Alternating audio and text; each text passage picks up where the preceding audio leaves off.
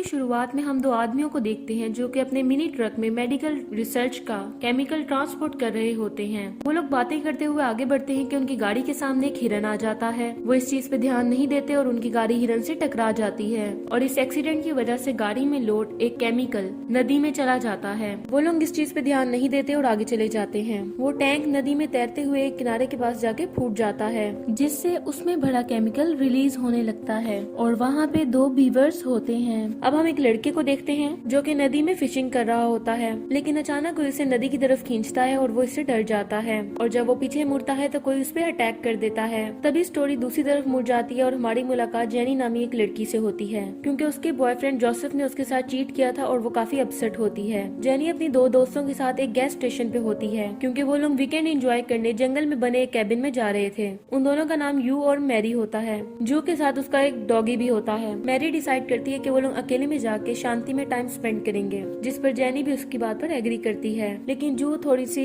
आवारा टाइप लड़की होती है, इसलिए वो वहाँ अपने बॉयफ्रेंड बक को भी बुलाना चाहती थी। अब वो तीनों बातें करते करते कैबिन पर पहुँच जाती हैं, जहाँ मैरी की आंटी पहले से वहाँ पे रहती हैं। वो मैरी को देख के काफी खुश होती हैं और उन तीनों को वीकेंड एंजॉय करने का कहती हैं। मिस गैंगरू के साथ उनका हस्बैंड विजडन भी होता है। अब वो लोग कैबिन में जाकर आराम करने लगती हैं, तो जेनी देखती है कि वहाँ पे मोबाइल का इंटरनेट बिल्कुल भी नहीं आ रहा होता। अब जो भी काफी परेशान हो जाती है, क्योंकि वो लोग सोशल मीडिया के बगैर नहीं रह सकती थी। अब वो सब अपना टाइम स्पेंड करने के लिए नदी के पास जाती हैं। अब वो लोग स्विमिंग करने लगती हैं और बाद में वो लोग एक राफ्ट पे बैठ के सन बाथ लेने लगती हैं। वहाँ पास में उन्हें बियर का झुंड दिखाई देता है। अब जेनी बिना देखे ही तैरते हुए वहाँ जाने लगती है, क्योंकि उसे वो लोग बहुत पसंद थे। लेकिन जब वो तीनों वहाँ पे पहुँचती हैं तो देखती हैं कि वहाँ पे एक भालू बहुत जोर से चिल्ला रहा था, जिसे देख के वो डर जाती हैं। तभी वहाँ पे कोई फायरिंग करता है, जिससे भालू वहाँ से भाग जाता है। फायरिंग करने वाला वहीं पे रहने वाला एक आदमी होता है, जिसका नाम स्मिथ होता है। वो उन्हें बताता है कि यहाँ पे जंगल में बहुत से भालू रहते हैं, इसलिए तुम लोग को बिना वेपन के यहाँ नहीं आना चाहिए। अब वो लोग दोबारा कैबिन में आ जाती हैं और वो लोग वहाँ पे बहुत इंजॉय करती हैं। अब रात हो जाती है और कोई अचानक से उनका दरवाजा नॉक करता है। जो डोर तक जाती है, लेकिन उसे वहाँ पे कोई भी दिखाई नहीं देता।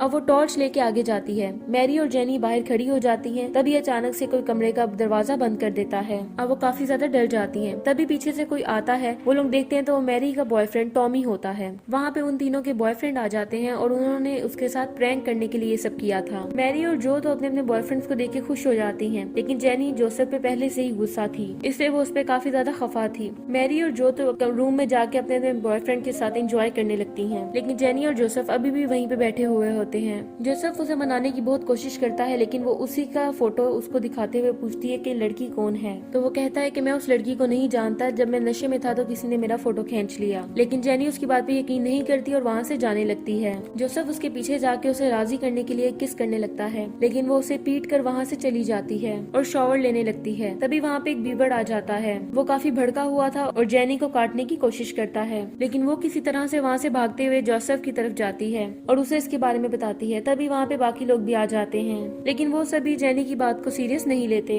अब उसके ज्यादा कहने पे वो सब एक बैट लेके वॉशरूम की तरफ जाते हैं, लेकिन उन्हें वहाँ कुछ नहीं मिलता। अब बक जेनी का मजाक उड़ाते हुए बाथरूम के अंदर जाता है। तभी अचानक से वो बीवर उस पर अटैक कर देता है, लेकिन तब तक टॉमी उसे बैट से पीट कर मार देता है। ये सब देख के वो लोग बहुत ज्यादा डर जाते हैं। अब जेनी सभी को वहाँ से घर चलने के लिए कहती है, लेकिन वो लोग कहते हैं कि बीवर कभी भी इंसानों को नहीं काटते। पता नहीं, शायद ये बीवर पागल हो गया था, इसलिए अब हमें टेंशन नहीं लेनी चाहिए। अब टॉमी उस मरे हुए बीवर को एक शॉपर में डाल के बाहर फेंक देता है, लेकिन हम देखते हैं कि वो अभी भी जिंदा होता है। नेक्स्ट मॉर्निंग वो सब स्विमिंग करने के लिए बाहर आते हैं, तो वो लोग देखते हैं कि मरा हुआ बीवर उस बैग में नहीं है। वो लोग सोचते हैं कि उसे किसी जानवर ने खा लिया होगा। अब वो सब रिवर में जाके एंजॉय करने लगते हैं, लेकिन जेनी अकेले ही बाहर बैठी होती है, क्योंकि उसे बीवर से डर लगने लगा था। लेकिन बाकी लोगों के ज्यादा कहने पे वो भी पानी में आ जाती है। तभी बग को पानी में कोई खींच लेता है। बाकी लोग समझते हैं कि शायद वो डुबकी लगा रहा है, लेकिन बग अचानक से ऊपर आता है और अपना ही पैर अपने हाथ में पकड़ता है और पानी में बहुत ज्यादा ब्लड फैल जाता है, जिसे देख के बाकी सब लोग बहुत ज्यादा डर जाते हैं। उस वक्त मैरी और जोसेफ क्राफ्ट पे होते हैं और वो उन लोगों को जल्दी से क्राफ्ट के ऊपर लौटने के लिए कहते हैं। असल में बग पर किसी बीवर ने अटैक कर दिया था और वहाँ पे बहुत ज्यादा बीवर आ जाते हैं, लेकिन वो तीनों किसी तरह से क्राफ्ट पे पहुंच जाते हैं। लेकिन वो बीवर अब क्राफ्ट को नीचे से काटने लगता है। अब वो सब बहुत डर जाते हैं और जेनी ये देख के वापस कैबिन में चली जाती है और फोन से हेल्प लाइन को कॉल करने लगती है, लेकिन फोन की लाइन पहले ही बीवर्स ने काट दी थी। तभी उस पर एक बीवर अटैक करके उसे काट देता है। अब वो किसी तरह उससे बचने की कोशिश करते हुए उसे चाकू से मार देती है, लेकिन उसकी बॉडी कटने के बावजूद वो जेनी को काटने की कोशिश करता है, लेकिन वो फिर से चाकू से उसको घायल कर देती है।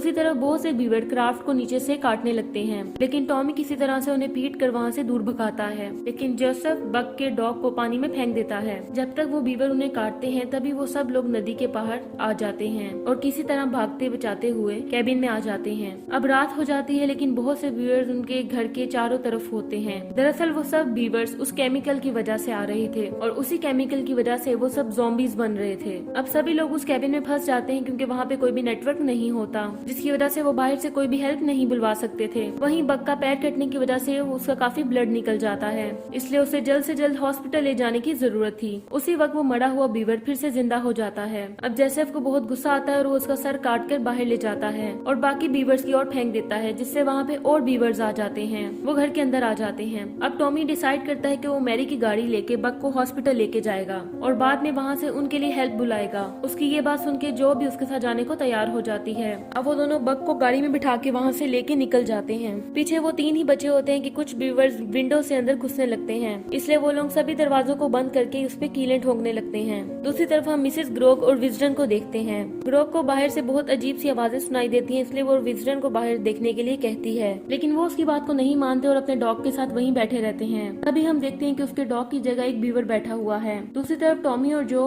गाड़ी लेके आगे जाते हैं तो आगे का रास्ता बंद होता है, जिससे वो बहुत ज्यादा परेशान हो जाते हैं। तभी उन्हें सामने एक ट्रक दिखाई देता है। जब टॉमी उस ट्रक के पास जाके देखता है तो वहाँ कोई नहीं होता। तभी वहाँ उसे एक एक्स मिलती है। वो उसे जो को दे देता है और खुद ही अकेले पैदल आगे हेल्प मांगने के लिए जाता है। तभी जो को उसके चिल्लाने की आवाज सुनाई देती है और वो देखती है कि एक पेड़ के नीचे दब के टॉमी मर चुका है। दरअसल उन सभी पेड़ों को वो ज़ॉम्बी बीवर काट रहे हैं। जो बहुत ज्यादा डर जाती है। तभी वहाँ पे स्मिथ आता है। अब वो दोनों बक को एक ट्रक में बिठा के वापस कैबिन की ओर जाते हैं। दूसरी तरफ वो तीनों घर को पूरी तरह से पैक कर देते हैं, लेकिन कुछ बीवर घर के अंदर आने की कोशिश करते हैं। वो किसी तरह से उन्हें भगाते हैं तो तभी उन्हें घर के बाहर ट्रक की आवाज सुनाई देती है। उन्हें लगता है कि टॉमी उनके लिए कोई हेल्प लाया है। अब वो लोग उधर तीनों ट्रक से निकल के एक दरवाजा बजाते हैं, लेकिन अंदर से जोसेफ उन्हें बताता है कि हम दरवाजा नहीं खोल सकते क्योंकि उन्होंने अंदर से हर डोर क्लोज कर दिया था, ब्लॉक कर दिया था। अब वो लोग मिसेस ग्रोग के घर की तरफ भागते हैं। अब वो लोग किसी तरह से उनके घर पहुंचते हैं और देखते हैं कि उन व्यूअर्स ने मिस्टर विजडन और उनकी वाइफ को भी मार दिया था। दूसरी तरफ वो तीनों कैबिन में बैठे हुए होते हैं, जहाँ वो लोग कुछ देर के बाद बातें करते करते सो जाते हैं। तभी मैरी के पास जेनी आती है और वो उसके नजदीक आने लगती है, लेकिन अचानक से जेनी के नाखून बड़े हो जाते हैं और उसके दांत भी बाहर आ जाते हैं।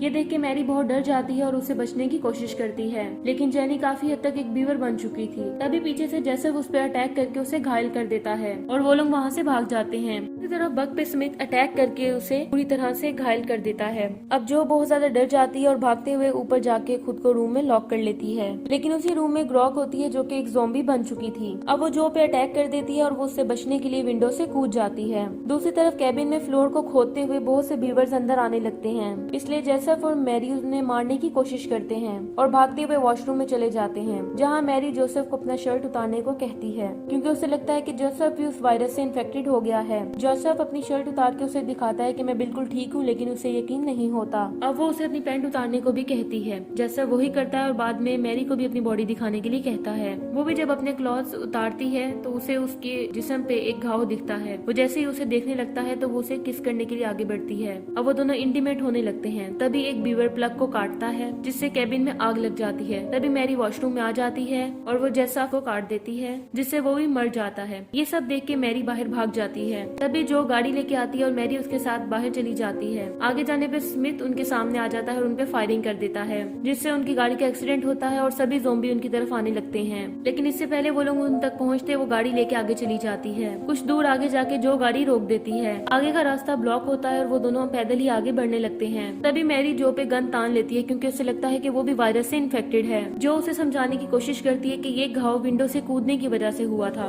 तभी मैरी ज़ॉम्बी बन जाती है और जो उसे कुल्हाड़ी से मार देती है। वो आगे बढ़ जाती है। चलते चलते सुबह हो जाती है और वो मेन रोड की तरफ पहुंच जाती है, जहाँ उसे एक गाड़ी आते हुए दिखाई देती है और वो उससे मदद मांगती है। लेकिन उस गाड़ी में वही 2 आदमी होते हैं जिन्हें हमें मूवी के स्टार्टिंग में देखा था, और इस बार भी वो लोग ड्राइविंग पे ध्यान नहीं देते और जो मर जाती है और बिना किसी सर्वाइवर के साथ ही ये मूवी एंड हो जाती है। Thank you so much for watching.